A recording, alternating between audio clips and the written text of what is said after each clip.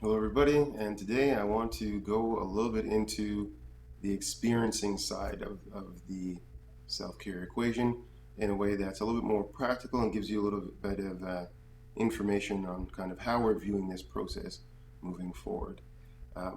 This is really how people would perceive self care or experience it as a professional giving it to somebody who's seeking this kind of thing.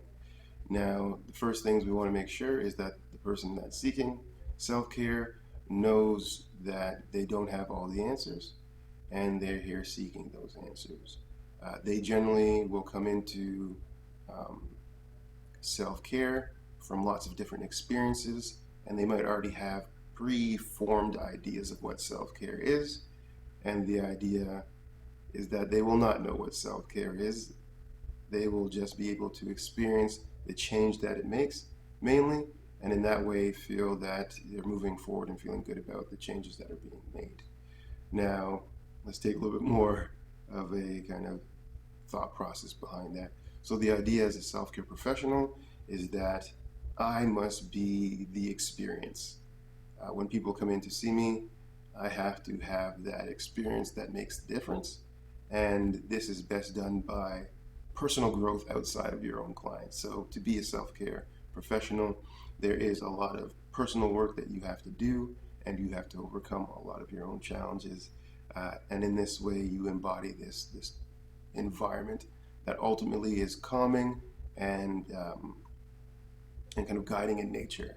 So when people come, they're willing to listen to what needs to be said, and they have the experience of knowing that you embody some of the things that they're looking for. Therefore, the advice that you give or the guidance that you give will be more powerful to them and cause them to kind of act in a permanent way, moving towards their goal very solidly. Um, to be able to do this, however, there's another part that the practitioner has to play, and that is the observation of the person coming in for the self care. Now, often you might think in other therapy style things, the idea is to get a quick outline of the issues, the injuries, and the situation, and therefore go into action. Self care is not this way. There's a lot more time kind of associated with the exploration of the person. So, this meaning that um, the first, let's say, 3 or 4 sessions, I'm just picking random numbers, will be really dedicated to the understanding of the individual. These understandings comes from the perceptions of the three elements of health: mental, physical, and emotional, and their unity. But before we can really tie into that, these are things that we're just trying to observe in those sessions. And in those sessions, we will talk, we will do exercise stuff, we can do therapy style things. It is not truly at that point really about the therapy that's being done in a physical way. It's more about the understanding of the individual. Now, through these experiences, you get to see how that person interacts with their challenges, what things they might give high priority to, what things they'll be super sensitive with, so that what things they kind of repress and say are not so important, ways that they interact with people around them, ways that they interact with you, ways that they interact with uncomfortable situations, ways that they interact with things that are powerful and moving to them. All these things start to create patterns. And if you view them through the mental, physical, and emotional, you'll start to see that the pattern is formed in each one separately, and they kind of intermingle as well. And this is what we're seeking. This kind of patterning gives us an idea of how we're going to um, support or add to this person. We're always trying to add because self care is restorative. So we're always putting something into the mix, the situation or the mix, as you might say. And in this way, either giving support if they need something stable to kind of know in what direction they're going, or we're giving more of a complete experience. If we stop halfway through experience, you can see that's it's not very stable, and it conflicts a lot with reality. And this allows us to have bad perceptions of what's actually happening. Now, if we add something that's more complete, easier to navigate, and we're not particularly trying to, I use the word change, but we're not trying to change the individual. We are adding something to their experience, and from that experience, they will interpret that and take it. and they will start altering the way that they live life because they didn't have this support or this understanding before. And now we're on to the coaching style thing. We're watching it happen and giving guidance throughout that process. Whether they're going in the right direction, going in the wrong direction is a way of finding the right path. We do it always in the realm of safety and all that kind of stuff, but we really do need people to have their own experiences in that way, making it very real to them. Ultimately, we can give advice, and that advice, if it comes from us, might sound nice to the other person, and it might sound like something they want to do, but there's kind of a rejection. The mind rejects it because it's not its own thought. So there's a little bit more scrutiny that happens. However, when you gain this ability after navigating those things and seeing how those patterns work out, you will be able to see, and this is the ability, to see how they view life. And now that you have their perspective on how they deal with all those challenges, you kind of ask yourself as a professional, how would I deal with those challenges if I was them? And if you come to the exact same scenarios, or situations, or emotions, or reactions, then we probably have a good idea of how that person is feeling throughout their navigation of life. And now we're at the part where we want to be able to guide this a little bit better. So if they have a large reaction to something and you can feel it and understand it from their perspective, then you can give appropriate guidance. It doesn't sound foreign to the other person. It doesn't sound harsh. It has the compassion and the understanding behind it. Therefore, now they can resonate deeply with the let's say, the flow of where they want to go, and they can get over those challenges faster than if it was done a different way. Now, equally, as your bond grows with your client, and they can see that you can see it from their perspective, you can add larger clarifications or solutionary processes to their way of thinking. This allowing them to take on bigger challenges, and again, being there with support. The idea is not perfection through the challenge, but persistence. We will have challenges doing something for the first time.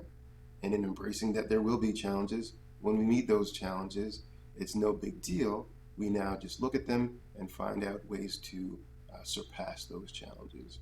And we'll be faced with that challenge again, and we'll surpass that again, piece by piece. In this way, we create a solid thing in that person's perspective, and that will impact their character. And when you can change a character, it is for a lifetime. This is not something that kind of comes and goes. It's not a fad style thing. It is one of the most permanent changes that can be made. This change is so permanent that they will slowly impart it into or onto people around them. But this is also something that cannot be done with speed. Often there's a huge fascination with getting the problem over with quickly. We can say that by the time people come to self-care, they've tried that. They might be looking for the same thing, and this gives us an idea of where they are on their progress towards their, let's say, greater version of health, and we can give support at that level. But the idea is that we always want to state truth in a compassionate way, but in a way that we can outline the actual obstacle to that person seeking help, and that there are no disillusions when it comes to taking on that challenge, and therefore we can kind of build the strength and endurance to overcome that challenge. The fact that people want to move fastly is unrealistic, or fast is unrealistic in the first place, and all meaningful things take time.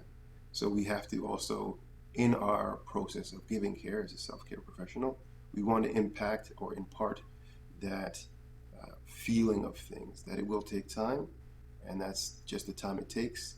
And there is really no other way to overcome this challenge except for the time and experience needed to be able to take it on correctly, and therefore have such a large change be so solid in our lives. Now, this is, again, a quick understanding of the workings of the experience. The person might come in and just feel open and ready to talk about their challenges. They might feel heard and understood, and they might be finally able to see things more clearly and be excited to move forward. That might be their experience of all those kind of inner working things that we just talked about. half the time people do not particularly know the logistics behind the experience, but they do experience it, and it does make a difference.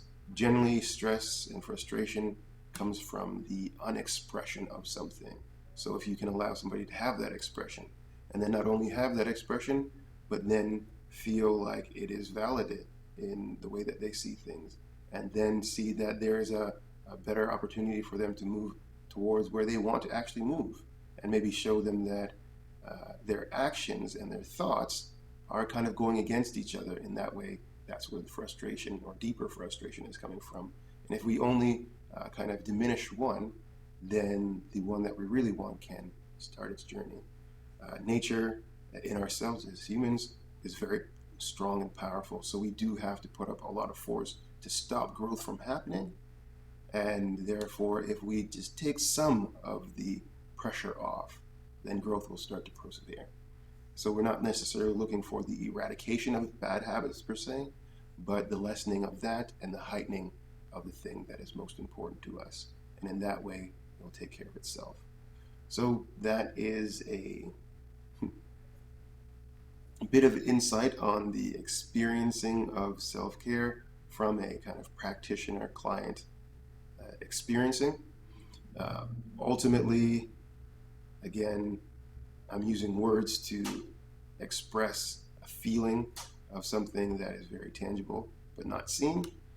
So words will obviously fail the situation, but I'm hoping that the idea comes across, which is most important. And when people are coming to self-care, they're truly seeking the things that they can't see for themselves already. This takes a little bit of getting used to for the people because they like to feel like they have lots of control over things. And most of the time it is that control that blurs the picture and makes things a little bit more challenging for our health. Hopefully that makes a little bit more sense and is enlightening and gives you a better idea of what you will experience if you're going through self-care for the first time, or as a practitioner, give you some grounded information on how you can proceed to create that environment personally and thus for your clients. Thank you very much and have a great day.